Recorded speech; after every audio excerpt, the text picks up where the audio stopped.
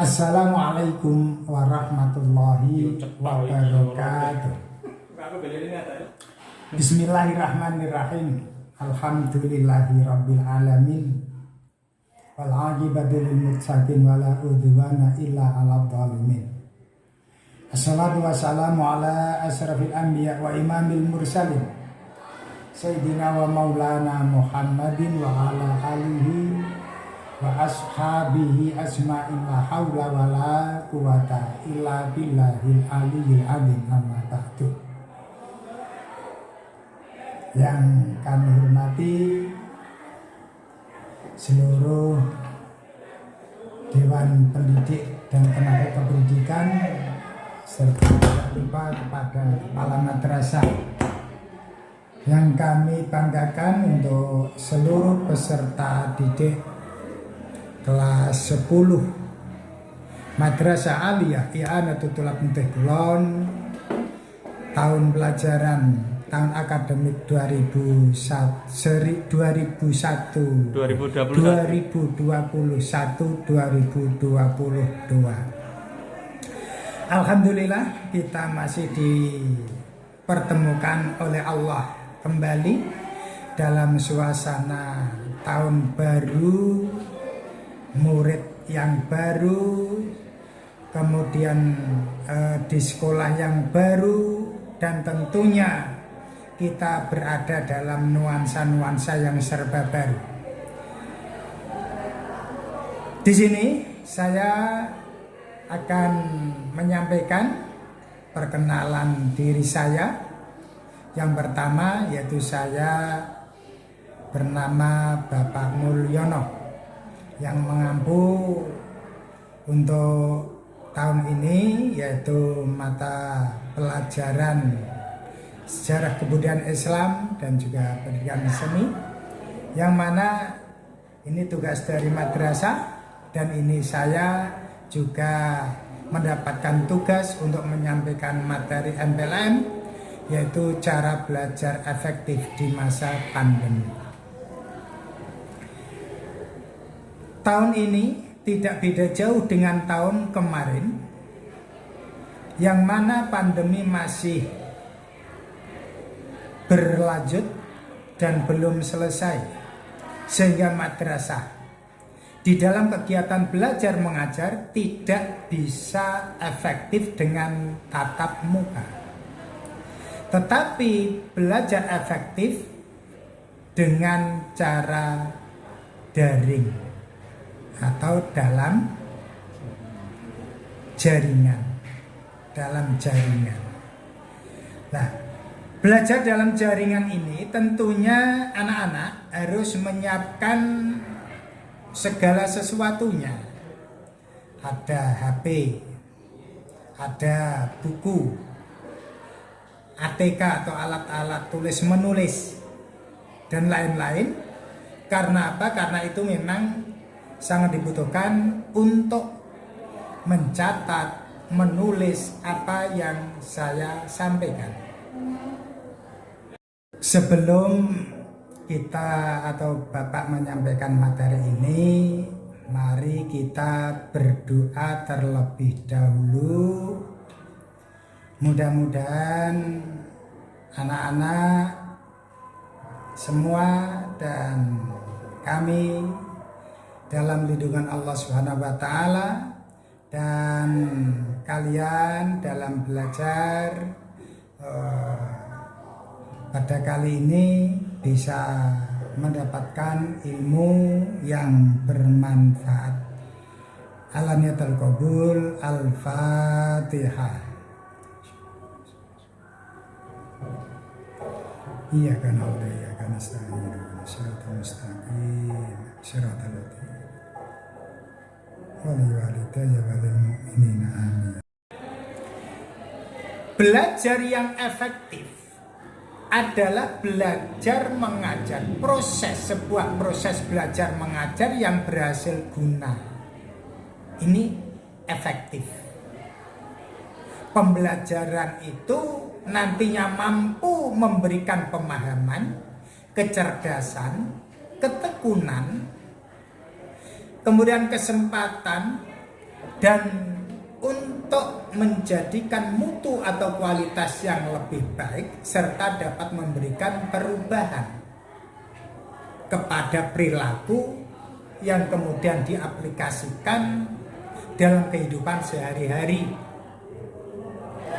Nah, sehingga setelah mempelajari materi, setelah mempelajari pelajaran yang disampaikan oleh Bapak Guru karena tidak bisa bertatap muka secara langsung, maka anak-anak harus menyiapkan diri dengan betul-betul ada persiapan yang optimal.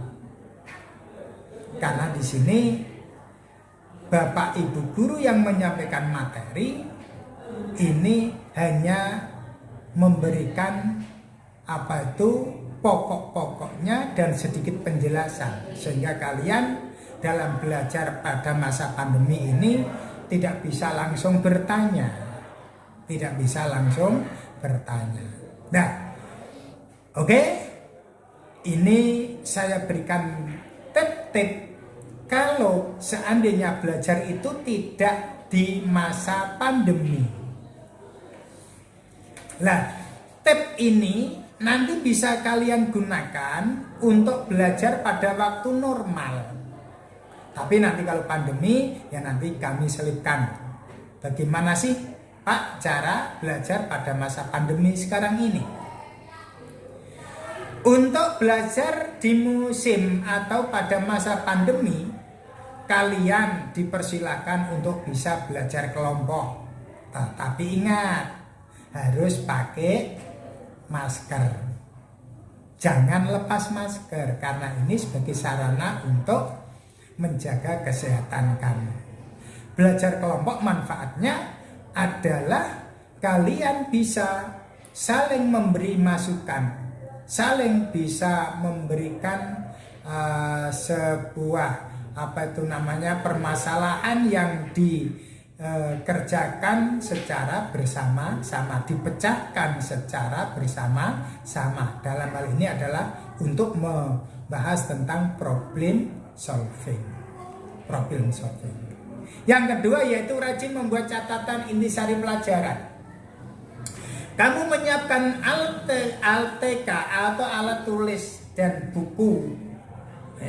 Ini untuk mencatat materi pokok-pokok pembelajaran. Nanti silakan kamu mencari sumber, mencari bahan yang disampaikan oleh Bapak Ibu guru.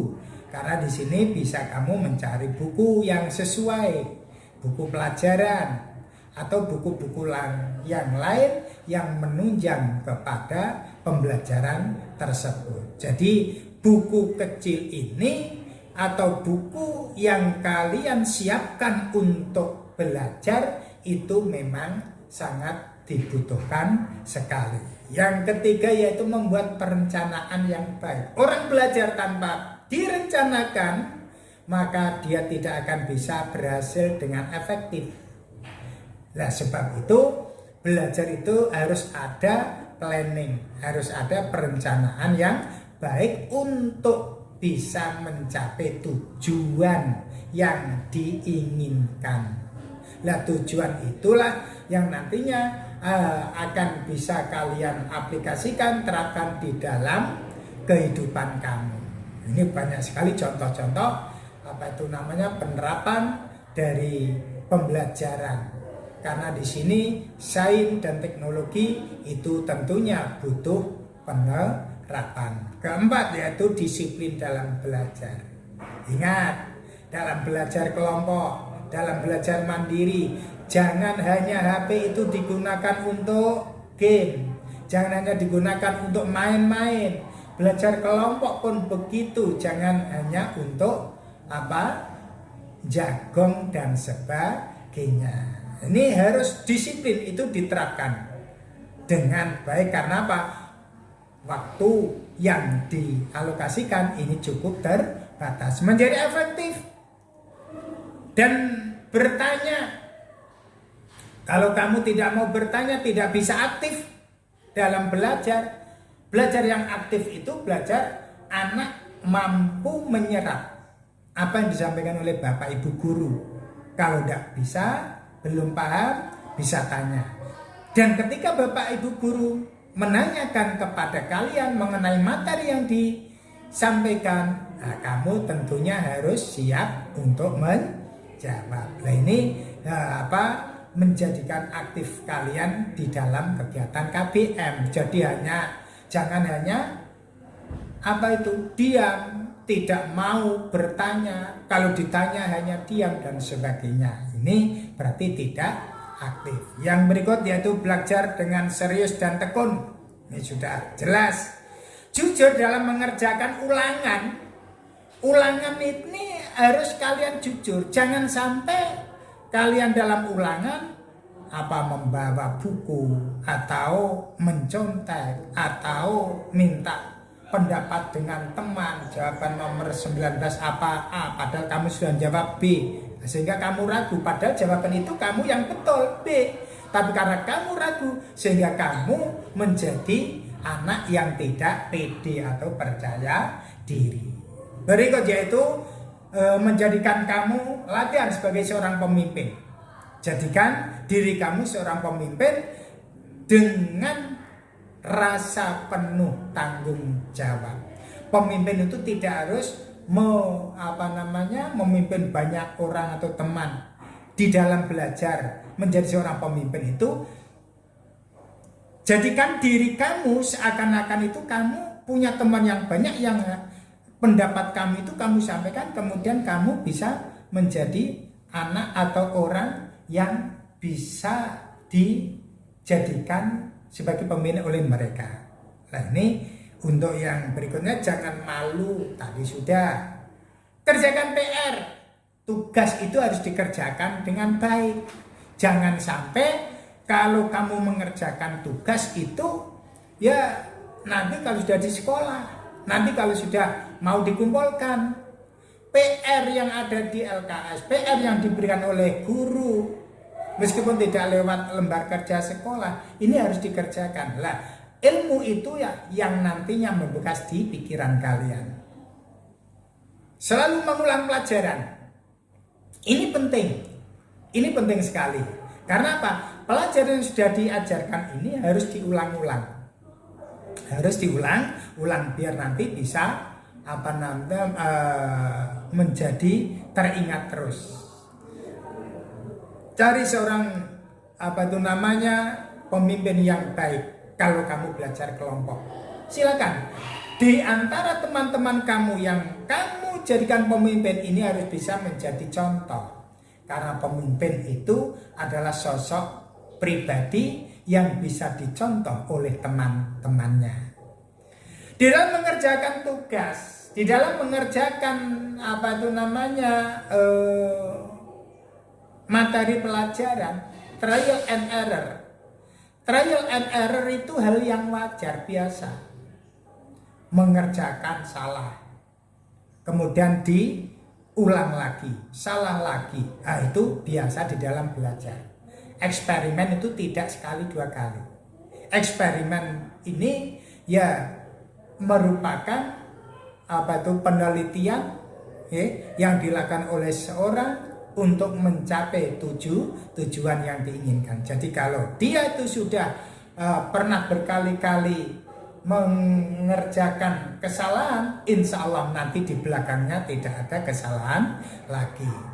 Belajar itu harus mengedepankan atau memikirkan tentang kondisi. Bagaimana kamu mengatur belajar, kondisi kamu bagaimana, masyarakat rumah bagaimana. Kalau misal di rumah itu ada kegiatan yang bisa membisingkan telinga kamu, kegiatanmu terganggu dan sebagainya, maka kamu harus mencari tempat-tempat yang sunyi yang bisa kamu jadikan sebagai tempat untuk mendapatkan ilmu itu dari guru yang memberikan stimulan, sehingga kamu akan terpancing untuk membuat satu kesimpulan. Jadi ini untuk belajar efektif, ya, sering-seringlah kamu melakukan praktek dan tentunya fokus di dalam belajar. Yang terakhir, untuk tip agar belajar mengajar di masa pandemi itu bisa efektif, karena ini memang menggunakan jaringan, yaitu menggunakan media dan sumber-sumber yang relevan. Kita belajar ini harus ada sarana prasarananya. Maka yang punya laptop, yang punya HP, dibuka, kemudian disiapkan dulu buku-buku yang relevan, buku-buku yang berhubungan dengan materi pelajaran tersebut, sehingga ketika kalian membuka bab yang kamu pelajari, juga termasuk menggunakan fasilitas internet yang kamu miliki, nah, sehingga belajar mengajar ini cakupannya lebih luas, tidak hanya dari buku, tetapi juga bisa mengambil sumber atau sarana dari media-media yang ada sekarang ini.